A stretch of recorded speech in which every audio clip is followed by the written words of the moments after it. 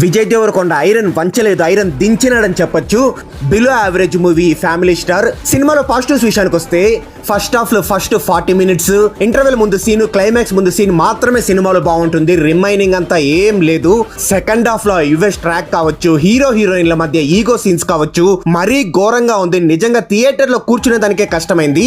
ఒక middle class వాడి struggles starting లో బాగా చూపించినారు. విజయ్ దేవరకొండ మోసే బరువు బాధ్యతలు కావచ్చు, ఆ కుటుంబంలో బంధాలు, బాంధవ్యాలు, సాక్రిఫైసెస్ ఎలా ఉంటుంది, డబ్బుని మిడిల్ క్లాస్ వాళ్ళు ఎలా పొదుపుగా వాడుకుంటారు, అవన్నీ బాగా చూపించినారు. కానీ దాని తర్వాత నుంచి మొత్తం స్టోరీ ఎటెటో డైవర్ట్ అయిపోయింది. చాలా బోరింగ్ అనిపిస్తుంది. సో మృణాల్ ఠాకూర్ అయితే హ్యాట్రిక్ మిస్ అయింది.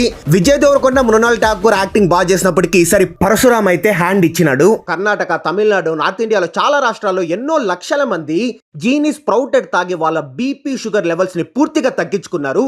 ప్రతిరోజు ఉదయం పరగడుపున జీనీ స్ప్రౌటెడ్ నీళ్లలో మరగబెట్టుకుని తాగడం వల్ల బీపీ, షుగర్ లెవెల్స్ ని పూర్తిగా నార్మల్ కి తెచ్చుకోవచ్చు.